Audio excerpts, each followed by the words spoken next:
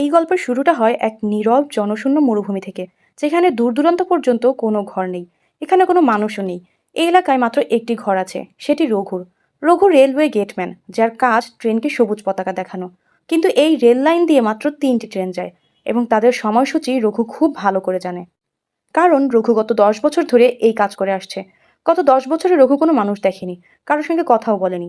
একদিন রঘু যখন ট্রেনকে সবুজ পতাকা দেখাচ্ছিল, তখন তার নজরে পড়ে যে একটি মেয়ে ট্রেন থেকে লাফিয়ে পড়েছে। এর ফলে মেয়েটি অনেক আহত হয় আর অজ্ঞান হয়ে যায়। তাই রঘু মেয়েটিকে কাঁধে তুলে নিয়ে তার বাড়ি নিয়ে আসে। রঘুর জন্য এটি খুব বড় ঘটনা, কারণ গত 10 বছর ধরে সে কোনো মানুষ দেখেনি। 10 বছর পর আজ সে একটি মানুষ দেখেছে। তাই সে মেয়েটিকে স্পর্শ করার চেষ্টা করতে থাকে। কিন্তু হঠাৎই মেয়েটির জ্ঞান ফিরে আসে, এবং রঘুকে দেখে সে সম্পূর্ণ ভয় পেয়ে যায়। মেয়েটি এখানে তার নাম চৈতালি বলে। রঘু তাকে বলে, তুমি ট্রেন থেকে পড়ে গিয়েছিলে, তাই আমি তোমাকে এখানে তুলে এনেছি। কারণ বাইরে প্রচুর রোদ ছিল এবং তুমি অসুস্থ হয়ে যেতে পারতে। রঘু জিজ্ঞেস করে, তুমি ট্রেন থেকে কিভাবে পড়লে? চৈতালি জানায়, আমি আমার স্বামীর সাথে যাত্রা করছিলাম। যখন আমি ওয়াশরুমের দিকে যাই, সেখানে দুজন লোক ঝগড়া করছিল। আমি তাদের মাঝখানে পড়ে যাওয়ায় তারা ভুলবশত ধাক্কা দিয়ে আমাকে নিচে ফেলে দেয়। চৈতালি আরও বলে, তার স্বামী নিশ্চয়ই টেনশন করছে এবং তাকে হয়তো খুঁজে বেড়াচ্ছে। যে কোনো সময় সে হয়তো এখানেও চলে আসতে পারে, কিন্তু তার আগে তাকে তার কাছে পৌঁছাতে হবে। তখন রঘু বলে, এখানে দূর দূরান্ত পর্যন্ত কোনো ঘর নেই, যাওয়ার কোনো উপায়ও নেই। যদি তোমার স্বামী তোমাকে খুঁজতে আসে, তাহলে তারা এখানেই আসবে। তাই তোমার এখানেই থাকা উচিত। কিন্তু চৈতালি রঘুর কথা না মেনে একাই মরুভূমিতে বেরিয়ে পড়ে। চৈতালি অনেক দূর পর্যন্ত যায়, কিন্তু দূর দূরান্ত পর্যন্ত কোনো ঘর নেই। তখনই চৈতালির মাথা ঘুরতে শুরু করে, এবং সে আবারও অজ্ঞান হয়ে যায়। তারপর দেখা যায় রঘু চৈতালির পিছু নিয়েছিল। যখন সে অচেতন হলো, রঘু তাকে আবার কাঁধে তুলে বাড়ি নিয়ে আসে, এবং চৈতালির পায়ের ক্ষতস্থানে ওষুধ লাগিয়ে দেয়। রঘু চৈতালিকে বোঝায়, তুমি এখান থেকে যেতে পারবে না, তুমি তোমার স্বামীকে এখানে আসতে দাও। কিন্তু চৈতালির রঘুর ওপর কোনো আস্থা নেই, কারণ সে কোনো অচেনা লোকের সঙ্গে কখনো আগে রাত কাটায়নি। যদি সে রাতে কিছু করে ফেলে, তাহলে সে কিছুই করতে পারবে না। চৈতালি যে কোনোভাবে ঘুমিয়ে পড়ার চেষ্টা করছিল, কিন্তু সে বারবার উঠে রঘুকে দেখতে থাকে। রঘু মেঝেতে ঘুমাচ্ছিল। সে ভাবে হয়তো চৈতালি অস্বস্তিতে আছে, তাই সে ঘরের বাইরে চলে যায়। চৈতালি যখন দেখে রঘু বাইরে চলে গেছে, তখন সে স্বস্তির নিঃশ্বাস ফেলে আর ঘুমিয়ে যায়। পরের দিন সকাল হলে রঘু তার দৈনন্দিন রুটিন শুরু করে দেয়।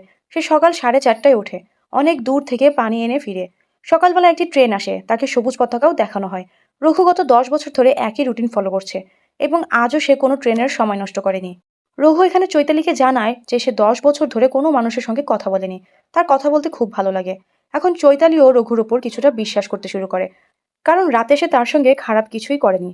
এরপর রঘু চৈতালিকে বলে, প্রতিদিন যখন ট্রেন আসে তখন আমার টেলিফোন বাজে। আসলে টেলিফোনটি শুধু ইনকামিং, তুমি কাউকে কল করতে পারবে না।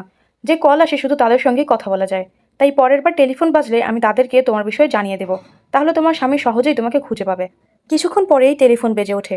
রঘু তাদের চৈতালির বিষয়ে জানাতেই যাচ্ছিল, ঠিক তখনই চৈতালি হঠাৎ কলটি কেটে দেয়। চৈতালি জানায় তাকে ট্রেন থেকে ফেলে দেওয়া হয়নি, বরং সে নিজেই ট্রেন থেকে লাফিয়ে পড়েছিল, কারণ সে তার স্বামীর কাছ থেকে পালাচ্ছিল। সে আরও বলে যে সে একজন সাইকোটিস্ট, এবং সে তার স্বামীর চিকিৎসাও নিজেই করেছিল।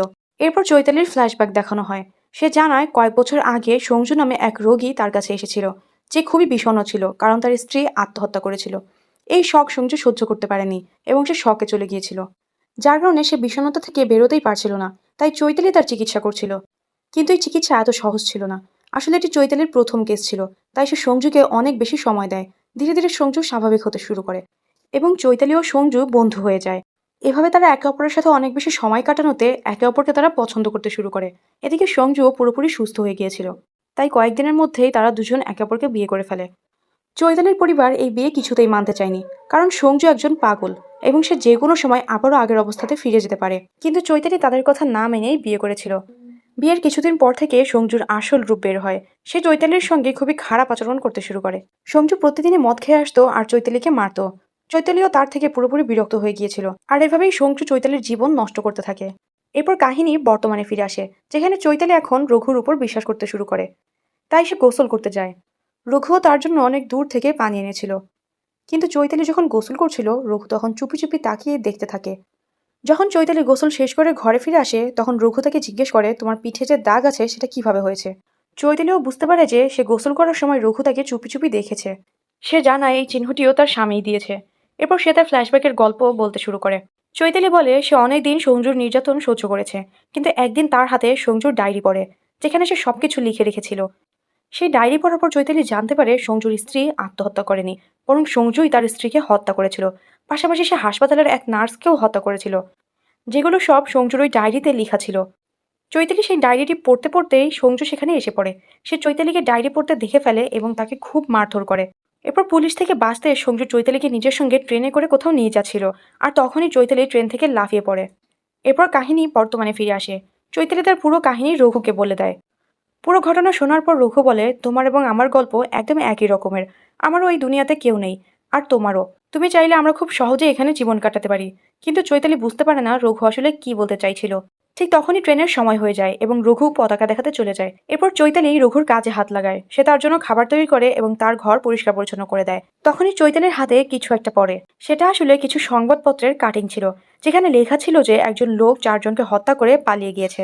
আর চৈতালি এখানে আরও জানতে পারে যে রঘু অন্য এক রঘুর পরিচয় চুরি করেছে, যে আগে এই রেল ক্রসিং এর গেটম্যান হিসেবে কাজ করত। এই সবকিছু জানার পর চৈতালি রঘুর দিকে ছুরি নিয়ে এগিয়ে যায়। কিন্তু তখনই রঘু চৈতালিকে বলে, তোমার ভয় পাওয়ার কোনো দরকার নেই, আমি তোমাকে পুরো সত্যি বলছি। এরপর রঘুর গল্প ফ্ল্যাশব্যাকে চলে যায় এবং সে তার গল্প বলতে শুরু করে। সে জানায় তার মা তার জন্য একটি মেয়ে পছন্দ করেছিল। প্রথম দেখা হওয়ার পরেই সে মেয়েকে সব সত্যি কথা বলে দেয়। সে জানায় সে একটি মেয়েকে ভালোবাসতো, কিন্তু সেই মেয়ে তাকে প্রতারণা করে এক ধনী লোককে বিয়ে করে ফেলেছিল। আর যে মেয়েকে সে বিয়ে করতে যাচ্ছিল তার কোনো বয়ফ্রেন্ড ছিল না, এবং সেও রঘুকে বিয়ে করতে রাজি হয়ে যায়। এরপর রঘুর বিয়ে হয়ে যায়। কয়েক মাস পর তার স্ত্রী তার এক কাজিনকে ডেকে আনে, কারণ রঘুর কিছু জমি ছিল যেখানে কাজ করতে অনেক পরিশ্রম হতো। তাই রঘুর স্ত্রী তার কাজিনকে ডেকে আনে কাজের জন্য। কিছু সময় পর রঘু একটি সন্তানের বাবা হয়। কয়েক বছর পর তাদের 2টি সন্তান হয়। এরপর রঘুর স্ত্রী তাকে বলে, আমি আর সন্তান চাই না, তাই তুমি নসবন্দি করে ফেলো। রঘু তার স্ত্রীর কথা মতো ডাক্তারের কাছে যায়, কিন্তু ডাক্তার তাকে জানায় তোমার নসবন্দি করানোর কোনো দরকার নেই, কারণ তুমি এমনিতেই কখনোই বাবা হতে পারবে না। এই কথা শুনে রঘু পুরোপুরি হতবাক হয়ে যায়। এরপর যখন রঘু বাড়ি ফেরে তখন সে আরো হতবাক হয়, কারণ তার স্ত্রী ও তার কাজিন একসঙ্গে ছিল। এটি দেখার পর রঘু বুঝতে পারে যে তার স্ত্রীর সাথে ওই ছেলের অবৈধ সম্পর্ক আছে, আর যে সন্তানগুলো সে নিজের বলে ভাবছিল সেটাও আসলে তার কাজিনের। মানে এক কথায় রঘুর কোনো পরিবারই নেই। এই সবকিছু দেখে রঘু খুবই কষ্ট পায় এবং সে রেগে গিয়ে সেই 4 জনকে হত্যা করে। এর মানে হলো রঘু তার স্ত্রী, তার কাজিন এবং 2টি সন্তানকে হত্যা করে। এরপর কাহিনী আবার বর্তমানে ফিরে আসে, যেখানে রঘু চৈতালিকে বলে, আমার জায়গায় আর কেউ থাকলেও সেও একই কাজ করতো। এরপর চৈতালিও রঘুকে সান্ত্বনা দিতে থাকে। সে তাকে বলে, হ্যাঁ ঠিকই বলেছ, তোমার জায়গায় কেউ থাকলে সেও একই কাজ করতো। এরপর রঘু আরও বলে যে সেই 4 জনকে হত্যা করার পর পুলিশের থেকে বাঁচতে সে এখানে পালিয়ে এসেছে। এখানে তার দেখা হয় রঘু নামের এক লোকের সাথে, যে এখানে গেটম্যান ছিল। সে তার সাথেই কাজ করতে শুরু করে, কিন্তু একদিন হঠাৎ করে ওই লোকটির মৃত্যু হয়। আর তখন থেকেই রঘু এখানে গেটম্যানের কাজ করছে। এভাবেই তার 10 বছর কেটে গেছে। এরপর চৈতালিরও রঘুর উপর দয়া হতে থাকে। সে ভাবতে থাকে রঘুর সাথে অনেক খারাপ হয়েছে, তাই সে সিদ্ধান্ত নেয় যে কয়েকদিন এখানেই থাকবে। তাই সে রঘুর কাজে হাত লাগাতে শুরু করে। তাদের পানির জন্য অনেক দূরে যেতে হয়, তবুও চৈতালি রঘুকে না যেতে দিয়ে নিজেই পানি আনতে যায়। এদিকে রঘু যখন রেল ক্রসিংয়ে থাকে তখন সঞ্জু তার স্ত্রীকে খুঁজতে খুঁজতে সেখানে পৌঁছায়। সে রঘুকে জিজ্ঞেস করে, তুমি কি এখানে একজন মেয়েকে দেখেছো? রঘু স্পষ্ট করে বলে, না। সে বলে, আমি এখানে এমন কাউকে দেখিনি। এখানে সঞ্জু বলে তার স্ত্রীর চিকিৎসা চলছে, সে পুরোপুরি পাগল, তার নাম শিখা। আর সে নিজের মন থেকে উল্টাপাল্টা কথা বলে এবং বলতে থাকে যে সে একজন ডাক্তার। যদি শিখা কারোর সঙ্গে থাকে তাহলে তার প্রাণেরও আশঙ্কা হতে পারে। যদি তুমি সেই মেয়েটিকে দেখে থাকো তাহলে আমাকে বলে দাও। সে আরো বলে যে শিখার চিকিৎসা চলছে এবং তার নাম ডক্টর সঞ্জু। এইসব কথা শোনার পর রঘু বুঝতে পারে না যে কার কথায় বিশ্বাস করবে, চৈতালি না সঞ্জু। এদিকে চৈতালি বুঝতে পারে যে তার স্বামী এখানে এসে গেছে। সে রঘুকে বোঝানোর চেষ্টা করে যে শিখা তার আগের স্ত্রীর নাম। যেমনটি সে তোমাকে বোঝালো ঠিক সেভাবেই সে সবাইকে বোঝায়। আর আমি যদি তার কাছে যাই তাহলে সে আমাকেও মেরে ফেলবে। রঘুর চৈতালির কথায় পুরোপুরি বিশ্বাস হয় না। চৈতালিও বিষয়টা বুঝতে পারে। চৈতালি বলে, আমরা পুলিশকে খবর দেই। কিন্তু রঘু সঙ্গে সঙ্গে মানা করে দেয়। সে বলে, পুলিশ এলে তো আমাকেই নিয়ে যাবে, কারণ আমি একজন পলাতক আসামি। এরপর তারা দুজনেই সঞ্জুর কাছে ফিরে যায়। সঞ্জু চৈতালিকে সঙ্গে নিয়ে চলে যেতে চায়। যেতে যেতে চৈতালি রঘুকে বলে, আমি তোমার সঙ্গে কিছু সময় কাটাতে চেয়েছিলাম, কিন্তু তুমি তো আমাকে বুঝলে না। এসব কথা শোনার পর রঘু সঞ্জুকে বলে, তুমি তো নিজের স্ত্রীকে মেরেই ফেলবে, তার চেয়ে ভালো তুমি তোমার স্ত্রীকে আমাকে দিয়ে দাও, যাতে আমরা সুখে দুঃখে এক জায়গায় থাকতে পারি। রঘু ও সঞ্জু যখন কথা বলছিল ঠিক তখনই হঠাৎ চৈতালি সঞ্জুর উপর আক্রমণ করে, যার ফলে সঞ্জুর মাথায় আঘাত লাগে আর সে অজ্ঞান হয়ে যায়। চৈতালি রঘুকে বলে, তোমার তো আমার উপর বিশ্বাসই নেই। যদি বিশ্বাস থাকতো তাহলে তুমি আমাকে ওই খুনির সঙ্গে যেতে দিতে পারতে না। এই কথা শোনার পর রঘু চৈতালিকে বিশ্বাস করানোর জন্য সঞ্জুকে নির্মমভাবে হত্যা করে। এরপর রঘু বডিটা সরানোর সময় তার পকেট থেকে একটি স্লিপ বের হয়, যা হাসপাতালের। সেখানে লেখা থাকে ডক্টর সঞ্জু এবং তার পেশেন্ট শিখা। অর্থাৎ এদের মধ্যে সাইকো আর কেউ নয়, বরং চৈতালি, যার আসল নাম শিখা। আর শিখার চিকিৎসা চলছিল, আর ডক্টর সঞ্জুই তার চিকিৎসা করছিল। ঠিক তখনই হঠাৎ চৈতালি রঘুর উপরও আক্রমণ করে দেয় এবং তাকে হত্যার চেষ্টা করে। কিন্তু রঘুকে হত্যা করা এত সহজ ছিল না, বরং রঘু এখানে চৈতালিকে হত্যা করে। আর এখানে একটি বড় বিষয় প্রকাশ পায়। আসলে রঘু নিজেই হলো একটা সাইকো। এখানে আমাদের জানানো হয় রঘু যাকে ভালোবাসতো সেই মেয়েটি তাকে প্রতারণা করে এক ধনী লোকের সঙ্গে বিয়ে করে ফেলায় রঘু তাদের দুজনকেই হত্যা করে, আর সঙ্গে তাদের বাচ্চাদেরও হত্যা করে। এমনকি এই রেল ক্রসিং এর যে আসল গেটম্যান রঘু তাকেও হত্যা করেছিল। তো বন্ধুরা, আপনারা এই তিনজনের সম্পর্কে কি মনে করেন? আসলে কে সাইকো ছিল, রঘু নাকি চৈতালি নাকি সঞ্জু? সেটা এখন আপনাদের উপর নির্ভর করে। আসল সাইকো কে ছিল তা নিচে কমেন্ট করে জানাবেন। আর ভিডিওটি ভালো লাগলে চ্যানেলটি সাবস্ক্রাইব করতে ভুলবেন না।